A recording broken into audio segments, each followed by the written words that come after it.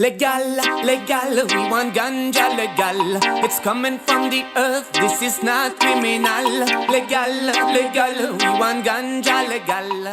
Tell them we are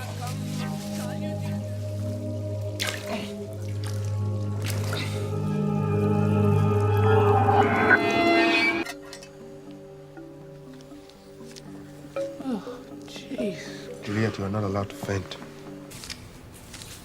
We are the ones who drive your cabs. We clean your rooms and suck your cocks.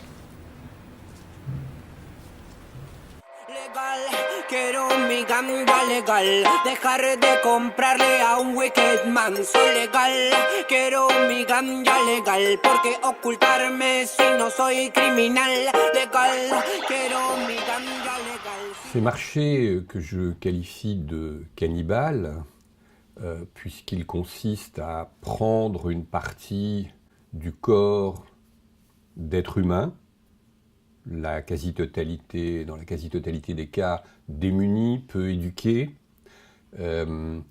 Ce marché, il va permettre à des gens qui, eux, sont plus favorisés, d'améliorer leur santé, finalement, en utilisant le corps de personnes démunies.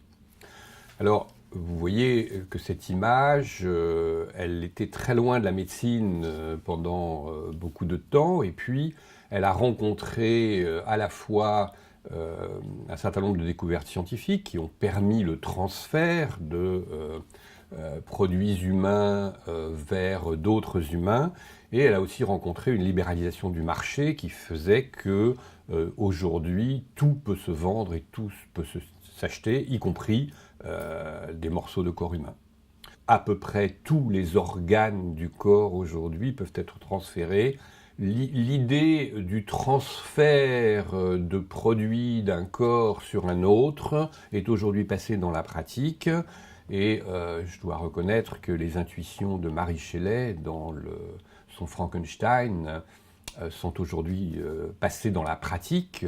On prend des morceaux de corps pour non pas donner la vie, encore que, mais pour poursuivre la vie dans de meilleures conditions. Donc on est véritablement dans cette toute-puissance scientifique qui consiste à poursuivre la vie grâce finalement à l'exploitation des inégalités sociales de la planète, dans lesquelles certains individus sont destinés à donner, à vendre symboliquement, pour des petites sommes, une partie de leur corps pour que d'autres puissent poursuivre leur vie dans de bonnes conditions. Une des graves questions de ces marchés cannibales, c'est que oui, les médecins sont au cœur de ce marché, et ces marchés ne seraient pas possibles sans les médecins.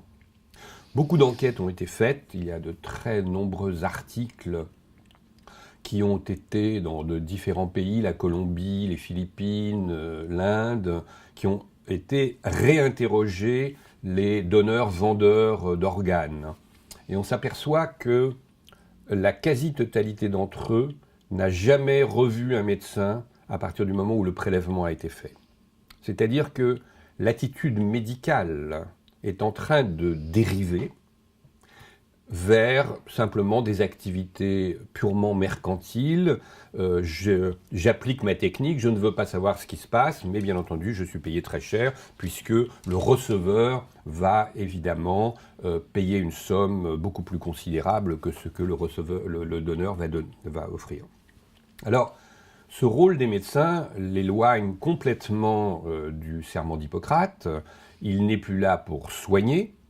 Il est là pour répondre à un désir, le désir de toute puissance d'une partie de l'humanité qui se retrouve maintenant dans un moment de son histoire où elle peut poursuivre sa vie dans de meilleures conditions à partir du moment où des médecins lui permettent de bénéficier d'une partie du corps d'autres. C'est une question, je crois, très fondamentale, parce que finalement, les médecins qui avant avaient en face d'eux un sujet, un humain, qu'ils devaient écouter avant de lui proposer des solutions, aujourd'hui en face de lui, d'un côté, un humain qui est en demande, de l'autre côté, un humain qui offre, mais cette offre n'est plus celle d'un humain, c'est juste celle d'un objet que l'on va transférer chez l'humain.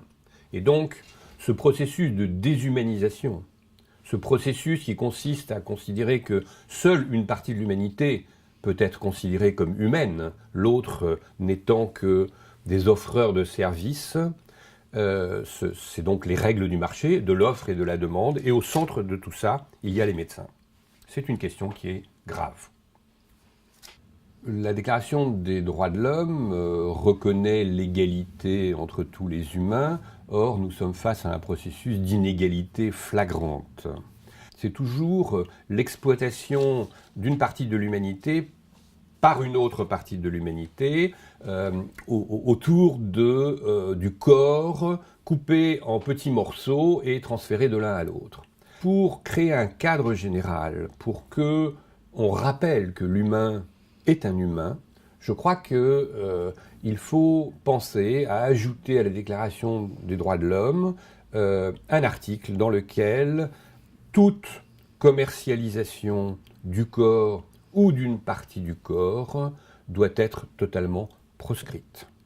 Je crois que sans ce cadre-là, nous aurons toujours des différences considérables entre la manière dont les Chinois, les Indiens vont voir la question du transfert d'une partie du corps dans un autre corps, nos sociétés occidentales, qui n'ont pas d'ailleurs les mêmes bases culturelles, et on peut comprendre qu'il y ait des différences, mais il faut donner un cadre commun, parce que seul ce cadre commun va rappeler que l'humain est d'abord un humain.